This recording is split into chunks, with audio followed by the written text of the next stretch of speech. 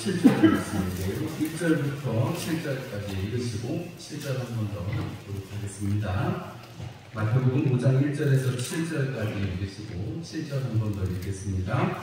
예수께서 무리를 보시고 산에 올라가 앉으시니 제자들이 나와온지라 입을 열어 가르쳐 이르시되 심령이 가난한 자는 복이 있나니 천국이 그들의 것이며 애통하는 자는 복이 있나니 그들이 위로를 받을 것이며 온유한 자는 복이 있나니 그들이 땅을 기업으로 받을 것이며 의에 줄이고 목마른 자는 복이 있나니 그들이 배부를 것이며 긍휼히 여기는 자는 복이 있나니 그들이 긍휼히 여김을 받을 것이며 긍휼히 여김을 자는 복이 있나니 그들이 긍휼히 여김을 받을 것이며. 아멘. 우리 말씀을 듣기에 앞서서 우리 함께 하나님 앞에 잠시 또 기도하고 묵상하고 하나님께 바라는 시간을 잠깐 갖도록 하겠습니다. 기도하시겠습니다.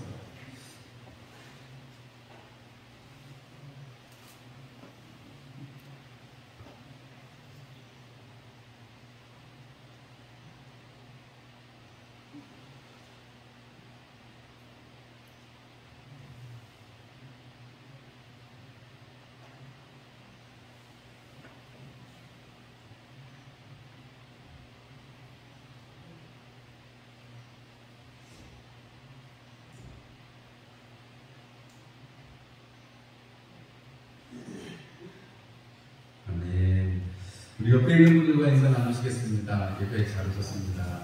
감사합니다. 예수님의 이름으로 사랑합니다. 멀리 계신 분들하고 반대편에 계시는 분들하고 인사 나누시고.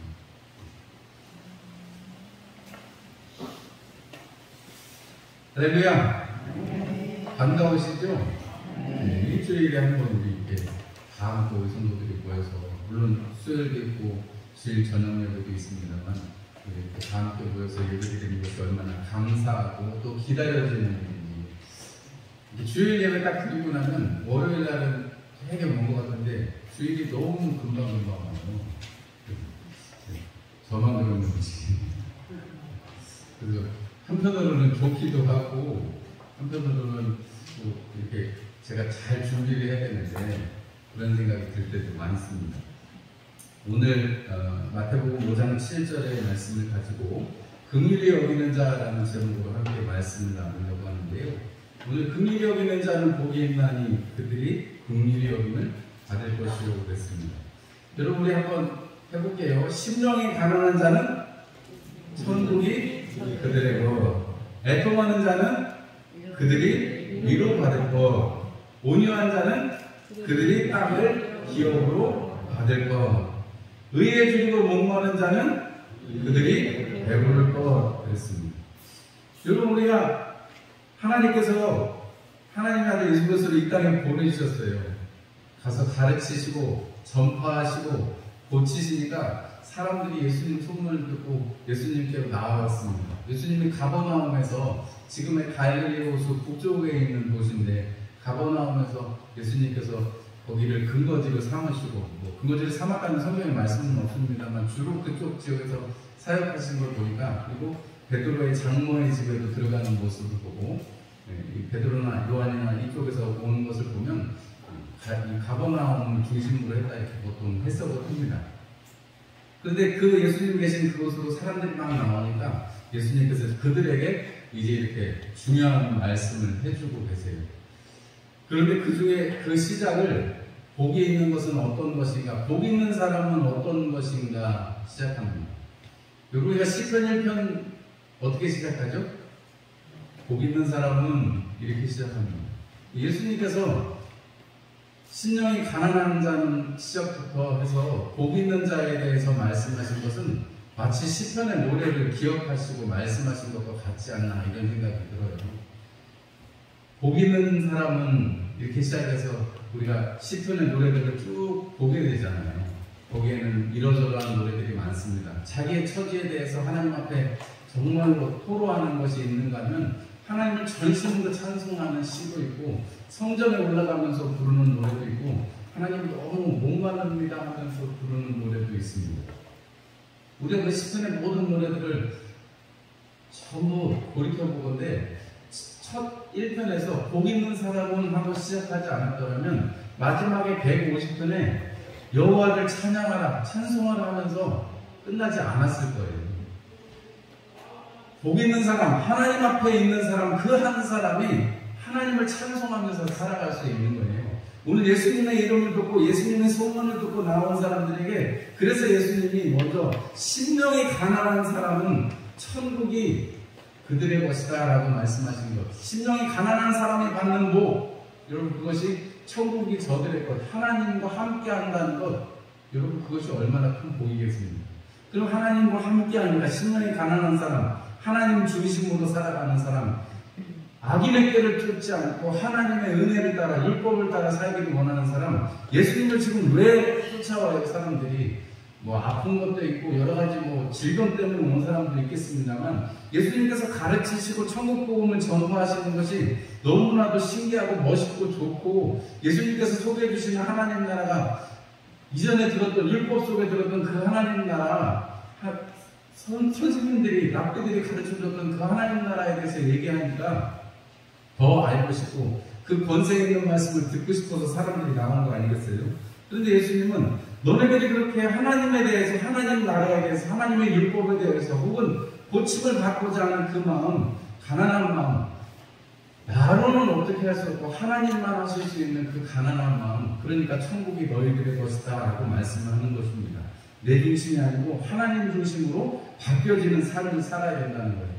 하나님 앞에 있으면 우리는 당연히 우리 자신을 볼 때 여러분 애통할 수밖에 없습니다. 왜냐하면 나는 아무것도 할 수 없는 하산자거든요. 가난한 사람이거든요. 그러니까 하나님 앞에 애통하면 하나님께서 그들을 위로해 주시는 것이죠. 나의 부족함을, 나의 어쩔 수 없음을 가지고 하나님 앞에 기도하면 위로해 주세요. 그 하나님이 나를 위로해 주신다는 거예요. 하나님 나라에 들어온 사람을 위로해 주신다는 거예요. 그 위로를 누가 해 주세요? 하나님께서 위로를 해 주세요. 그 하나님께서 위로해 주시는 그 가운데 여러분 온유한 사람이 되면 여러분 그들이 땅을 기업으로 받는다고 했습니다. 여러분 야생마가 길들여지는 과정이라고 말씀드렸어요. 여러분 온유한 사람은 하나님 앞에 내 자신을 맞춰가는 것입니다. 하나님이 나를 그렇게 훈련시켜 가시는 것입니다. 그렇다고 붕어빵 찍듯이 똑같이 만드는 것이 아니고 하나님께서 우리의 성질과 성적들을 다 아시고 우리를 각자의 모양대로 만들어 가세요. 여러분 온유하다는 것은 여러분 부드럽기만 하는 것이 아니고 여러분 하나님 앞에서 하나님이 해결해 주실 수 있도록 하나님께 자리를 내어드리는 것이라고 말씀을 드릴 수가 있겠습니다. 왜냐하면 제가 모세의 예를 들어드린 것 그리고 예수님께서 나는 온유하고 겸손하니 내게 와서 배우라고 하신 말씀 기억나실 거라고 생각이 들어요. 우리가 하나님 앞에 우리가 하나님이 원하시는 모습으로 우리가 맞춰져 가면 여러분 그것이 우리에게는 하나님 우리를 맞춰가시는 그런 것이라면 의에 줄이고 목마른 자는 우리가 그렇게 맞춰갈 뿐만이 아니라 하나님께서 우리를 가듬어 주실 뿐만이 아니라 우리도 하나님 앞에 시원한 얼음 냉수처럼 되기 위해서는 우리가 스스로 또 하나님 앞에 마중물을 부어야 되는데 그것이 바로 의에 줄이고 목마른 자 하나님 가지고 계신 그 또 하나님의 의가 되신 예수 그리스도 그것에 대해서 줄이고 목마른 사람 그들에게는 하나님께서 배부르다라고 말씀하셨는데 하나님 나라의 것을 점점 알아가게 되니까 배가 부른 것입니다. 우리가 마치 책을 읽으면 책 하나가 처음에 시작할 때는 아무것도 아닌 것 같지만 책 한 권이라도 다 읽고 나면 여러분 그 안에서 우리에게 들어오는 지식이나 뭐 이런 게 있잖아요. 하다못해 드라마를 한 편 봐도 뭐 똑같은 드라마 연속 중에 한 편일지라도 거기서 재미있고 여러분 감동받으시는 게 있듯이 여러분 우리가 하나님의 은혜를 따라서 살면 의에 줄이고 목이 마르면 하나님께서 우리의 삶을 배부르게 해주신다는 거예요. 뭘로요? 하나님의 말씀으로 하나님의 은혜로. 그래서 우리가 그게 좋으니까 더 하고 싶고 한 거죠. 아이들에게 책거리를 우리 이전에 해주었는데 책거리를 해주면 다음 이거 끝났으니까 지금도 끝났다 하고 하는 것도 있겠지만 반대로 다음 단계로 해서 나아가는 그 잔치가 되는 것처럼 여러분 하나님께서는 우리를 의에 줄이고 목마른 자들을 수동적인 삶에서 능동적인 삶으로 바꾸어 주십니다. 그러면 오늘 긍휼히 여기는 자는 복이 있나니 그들이 긍휼히 여김을 받을 것이며 했는데 마치 의에 줄이고 목마른 자처럼 여러분 긍휼히 여기는 자 의에 줄이고 목마른 사람, 여러분 하나님의 의를 향해서 사모하는 사람인 것처럼 여러분 또 이것이 하나님을 향해서 그리고 또 우리가 긍휼히 여긴다는 것은 나보다 못한 사람 혹은 이 불쌍한 사람들을 쳐다보는 것을 말합니다. 제일 큰 의미가 불쌍한, 그저 다른 말로 하면 자비라고 표현할 수 있는데 불쌍히 여긴다는 거예요. 여러분 불쌍히 여기는 것, 긍휼히 여긴다는 것, 여러분 이것을 우리가 생각할 때 여러분 마음속에 하나님 내가 불쌍히 여기는 마음 잘 모르겠습니다. 자비 베풀어야 된다는데 자비를 힘입어야 된다는데 주님은 그 인자하심과 영원합니다 라고 할 때 그 하나님의 그 자비하심을 배우고 싶은데 잘 모르겠습니다 생각하시면 여러분들이 부모님을 생각하시면 됩니다. 여러분 부모님이 자식을 바라볼 때 자식을 보면 한없이 사랑하고 치근히 여기는 마음 있잖아요. 불쌍히 여기는 마음이 있잖아요. 여러분 더 해주고 싶은데 못 해줬다고 늘 하시는 그런 마음 있잖아요. 여러분 그거를 생각하시면 불쌍히 여긴다, 치근히 여긴다 이 마음이 여러분 어떤 것인지를 알게 되실 것입니다. 근데 성경에서는 이 말씀 부모의 그 자식을 불쌍히 여기는 그 마음에서 넘어서서 하나님께서 이 마음을 우리에게 지금 요구하고 계신 거잖아요. 예수님께서 긍휼히 여기는 자는 복이 있나니 그들이 긍휼히 여김을 받을 것이다 라고 말하고 있습니다. 여러분 이미 하나님께서 긍휼을 베풀어 주셔서 그 자리에 있는 거예요. 예수님의 말씀 앞에 있는 사람들도 그렇고 지금 우리도 마찬가지로 하나님께서 긍휼을 베풀어 주셨기 때문에 우리가 오늘 이 자리에 있습니다. 맞죠 여러분? 내 힘으로 왔고 내가 오고 싶으니까 왔지라고 생각한다면 여러분 그것이 큰 오산입니다. 하나님께서 힘을 주시고 능을 주시지 않는다면 우리가 이 자리에 올 수가 없습니다.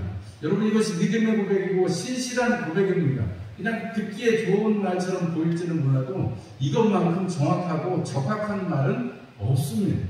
왜냐하면 하나님께서 우리를 긍휼히 여겨주셨기 때문에 우리가 지난 한 주간도 주의 은혜 가운데 살 수 있었던 것이죠. 하나님께서 은혜를 베풀어 주셨기 때문에 우리가 이렇게 살아있는 것이죠.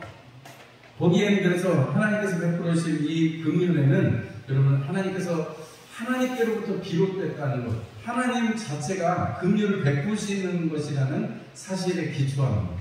여러분 한번 생각해 보세요.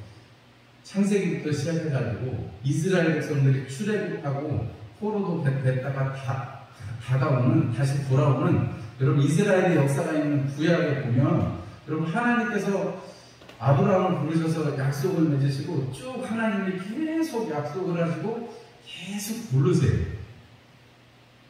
우리 인간적으로 한번 생각해 보면 이스라엘 사람들처럼 만약에 배신을 했으면 우리는 아마 다시는 얼굴도 안 보고 다시는 뭐 나랑 아는 척도 하지 말라 의절했을 거예요. 부모 시간에 묻지라고. 요즘에는 부모 시간에도 부모 자식 간에도 이게 의절하는 사람들이 많이 생기던데 여러분 하나님께서 만약에 지금 사람들이 하는 것처럼 자기 생각에 지금 자기 기분 따라서 여러분 자기 판단대로 하는 것처럼 했으면 인류는 아마 애진작이 끝났을 거예요. 하나님께서 이스라엘 백성 애진작이 끝났을 것입니다. 하나님 앞에서. 그런데 여러분 이스라엘 백성들 지금까지도 하나님께서 긍휼을 베풀어 주시고 은혜를 베풀어 주시고 예수 믿는 우리에게도 하나님은 그 변함없는 영으로 아브라함의 자손된 우리가 지금 이 땅에서 살아가고 하나님의 영원한 나라를 바라볼 수 있도록 해주시는 것은 여러분 하나님께서 긍휼을 베풀어 주시지 않으셨으면 하나님께서 불쌍히 여겨주지 않으셨으면 여러분 이런 일은 없었을 거예요. 끊임없이 여러분 배신하고 배반하고 멸시하는 하나님을 멸시하는 그런 모습 속에서 여러분 하나님은 끊임없이 그들을 향해서 어서 돌아오라 말씀하시는 것이죠. 마치 허랑방탕에서 나간 아들을 기다리듯이 주님께서는 끊임없이 바라보고 계십니다. 그래서 긍휼은 하나님으로부터 비롯되는 것입니다. 여러분 고린도서 1장 3절 말씀에 우리 주 예수 그리스도의 하나님이시오 자비의 아버지시오 모든 위로의 하나님이시며 이렇게 말하고 있습니다. 하나님은 자비의 하나님, 긍휼의 하나님이시라는 것입니다. 하나님께서 우리를 불쌍히 여기시기 때문에 우리가 그것을 여러분 기억할 때 출애굽기 말씀에도 출애굽기 34장 6절의 말씀에도 여호와께서 그의 앞으로 지나시면 반포하시되 여호와로라 여호와로라 자비롭고 은혜롭고 노하기를 더디하고 인자와 진실이 많은 하나님이로라 이렇게 말하면서 하나님께서 스스로도 나는 자비롭고 나는 긍휼을 베푸는 하나님이다 라고 말씀하고 계십니다. 여러분 근데 이 긍휼이라는 것은 하나님의 긍휼이라는 것은 하나님이 약속한 사람들에게 나타나는 것입니다. 하나님의 약속을 받아들인 사람들에게만 나타나는 것입니다.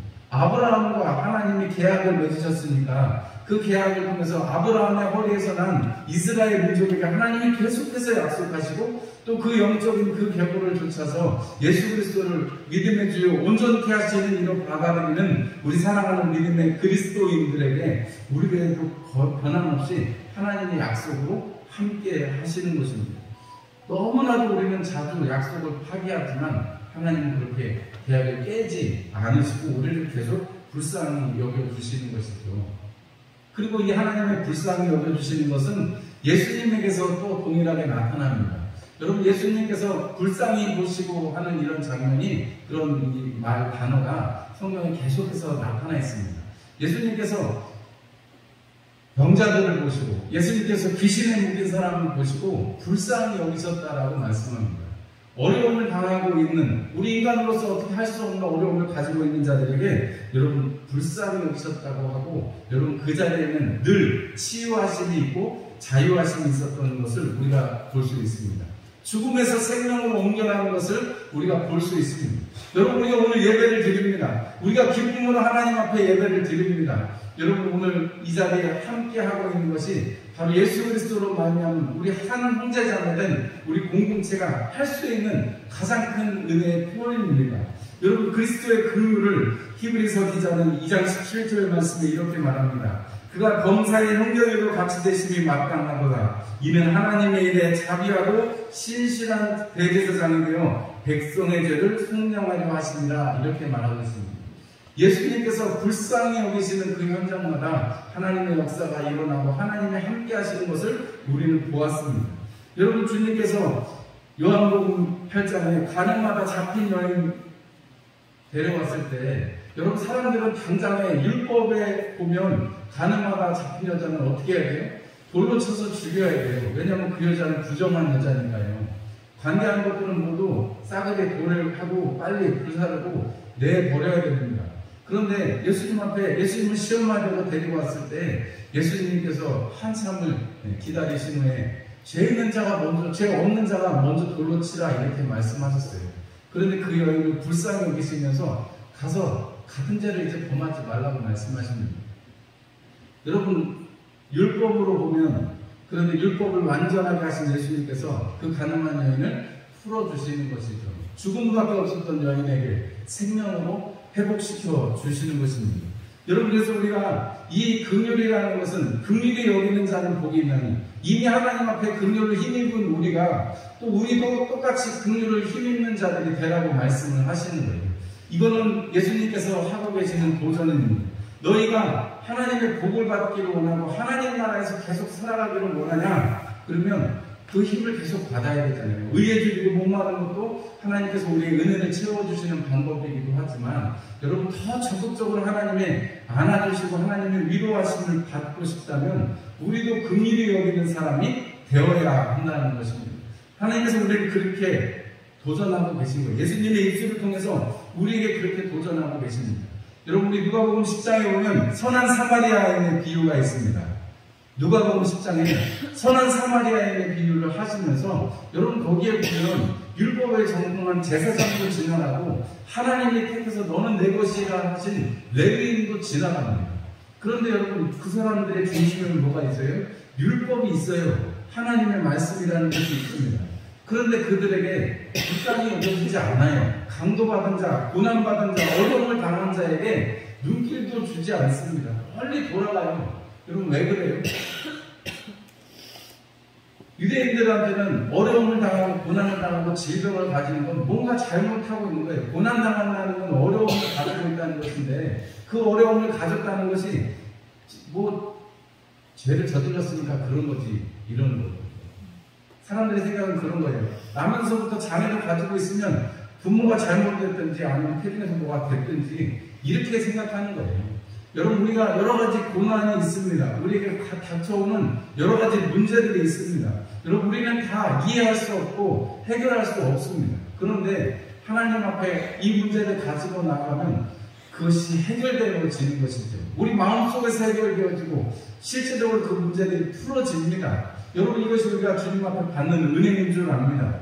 여러분, 주님 앞에 그 긍휼히 여기는 사람, 사마리아인, 정말 사람 취급도 안 하는, 그래서 유대인들이 갈릴리 지역에서, 예루살렘에서 갈릴리 지역으로 갈 때는 그냥 직통으로 가면은 하루 이틀이면 갈 길을 건너가서, 요단강을 건너가서 다른 땅으로 갔다가 다시 또 요단강을 건너오는 그런 일까지 있을 정도로 유대인들은 사마리아 땅을 지나가기를 원치 않을 정도로 사마리아인들하고 사이가 안 좋았다니까요. 그런데 그 사마리아인, 사람처럼 여기지도 않는 사마리아인이 오히려 선행을 베풀고 그가 약속하지 않은 모습을 보면서 주님이 뭐라고 말씀하세요? 가서 너도 이와 같은 하라, 이렇게 말씀하세요.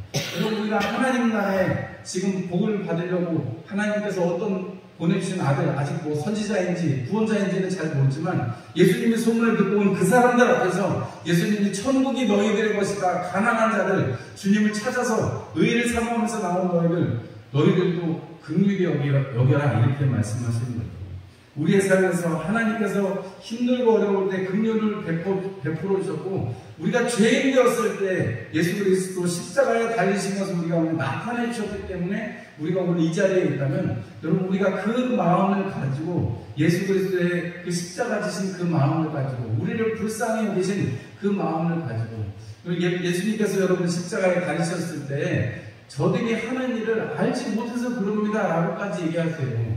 여러분, 예수님이 십자가상에서 명하시는 12영도거든요.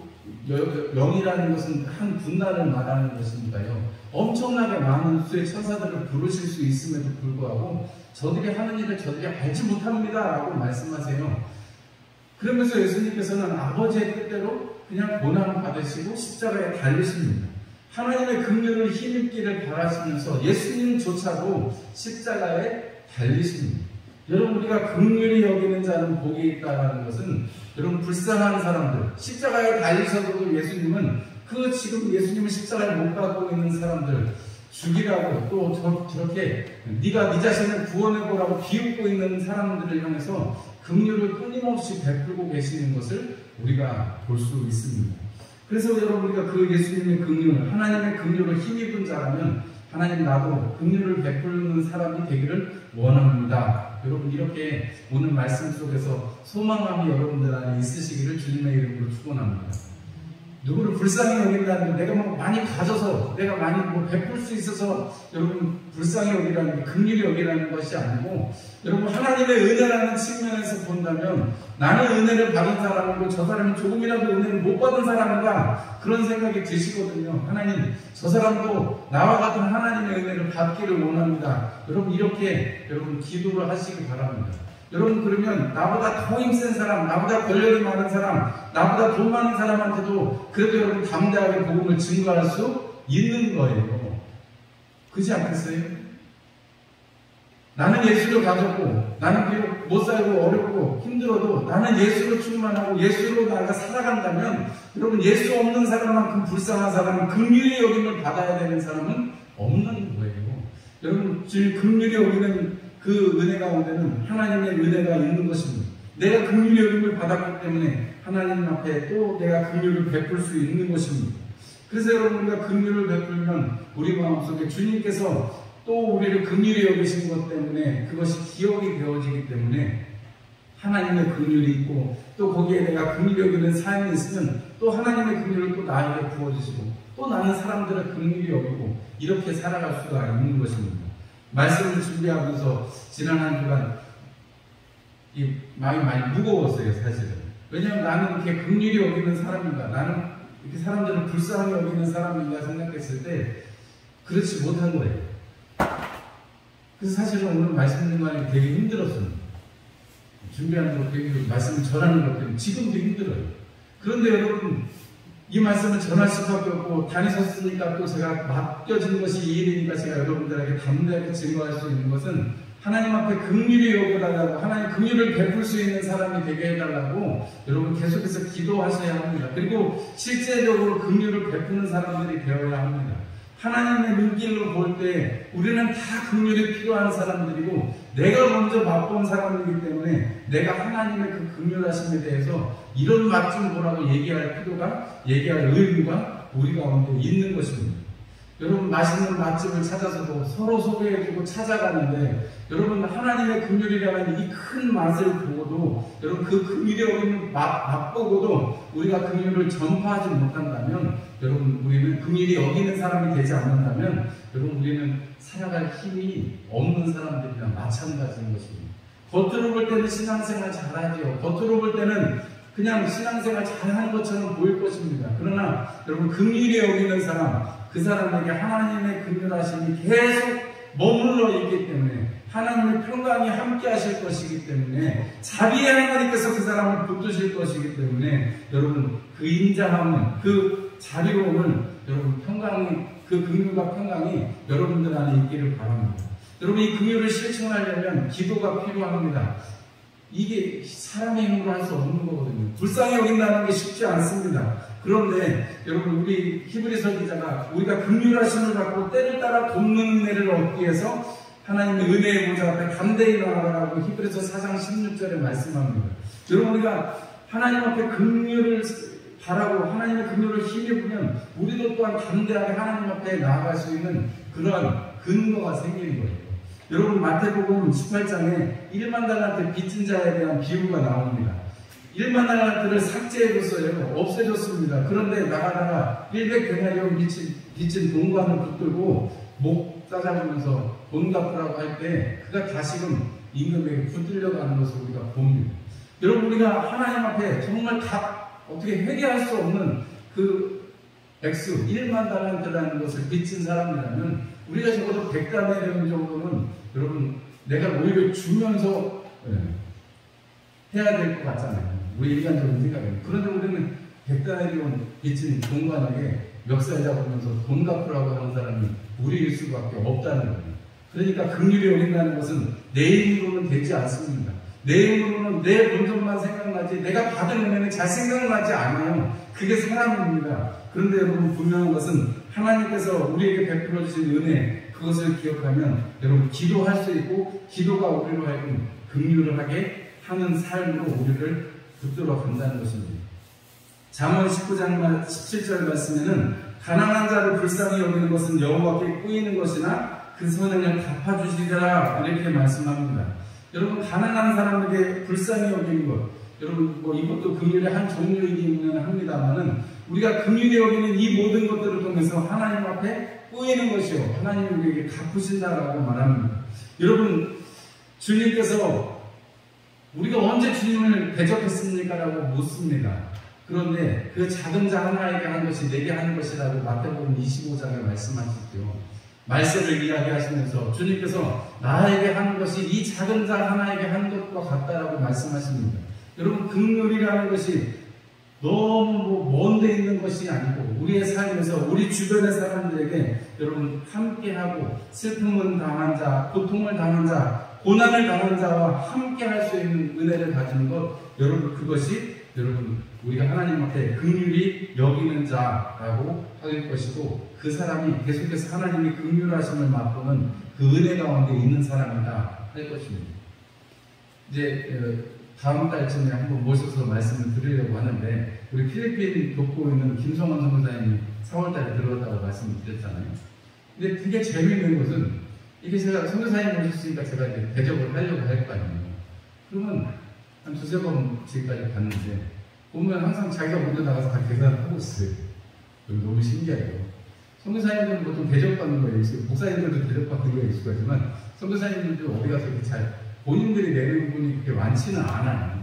근데 이 김성원 선교사님이 꼭 자기가 먼저 뭘 가서 사요. 먼저 가서 제일 처음에 내지 않는 한은 먹고 있다 내야지 하면 벌써 지금 두 번, 세 번 그렇게 하더라고요. 지난번에는 또 휴게소에서 다른 선교사님 또 한 두 분하고 또 목회자 몇 명 휴게소에서 이렇게 만나게 됐는데 또 애들 갖다 주라고 빵을 또 이렇게 사가지고 한 사람, 두 사람, 세 사람 걸 사고 오더라고요. 근데 여러분 그게 대접하고 싶고 또 긍휼을 뭐 일종의 긍휼을 베푸는 것이나 마찬가지인데 본인도 뭐 많지 않은 거예요. 뭐 넉넉하지 않은 것입니다. 그런데 다른 선교사님에게 또 혹은 목사님에게 이런 사랑을 베풀고 헌신을 한다는 것은 쉬운 일이 아닌 것입니다. 그분이 사실은 필리핀에서도 그렇게 살았어요. 그래서 코로나 때 어려우니까 사람들이, 성도님들이, 흩어져 있는 성도님들이 이게 농산물 같은 거 이렇게 다 보내줘가지고 먹고 살았다 이렇게 얘기하더라고요. 여러분, 우리가 긍휼을 베푼다는 것은 여러분 먼저는 믿는 자들 안에서 있는 것이고 또 믿지 않는 자들을 향해서도 우리가 긍휼을 베풀 필요가 있습니다. 왜냐하면 하나님의 사랑은 여러분 이 온 대지를 햇빛이 비치고 비가 이른 비와 늦은 비가 어느 땅에든 내리는 것처럼 여러분 우리가 믿는 자들뿐만이 아니라 먼저는 믿는 자들에게 하고 또 우리 주변에 주님의 긍휼이 필요한 사람들을 우리가 돌아보고 여러분 함께 해야 될 필요가 있는 것입니다. 여러분 긍휼히 여기면 주님께서 우리를 긍휼히 여기실 것입니다. 여러분 주님께서 나를 긍휼히 여기신다는 게 얼마나 큰 일인지를 이번 한 주간에 경험하실 수 있기를 주님의 이름으로 축원합니다. 이러저러한 간증들을 성도님들에게 들을 때마다 하나님께서 우리를 불쌍히 여기시고 우리의 기도를 들어주시는 그 즉각적인 응답이 얼마나 감사한지요. 여러분 이번 한 주간에 하나님께서 나를 긍휼히 여기신 것을 내가 더 깊이 깨닫고 하나님 나도 긍휼히 여기는 사람이 되기를 소망합니다. 이렇게 기도하시는 저와 여러분들이 되시기를 주님의 이름으로 축원합니다. 우리 함께 찬송 드리겠습니다. 찬송 384장 찬송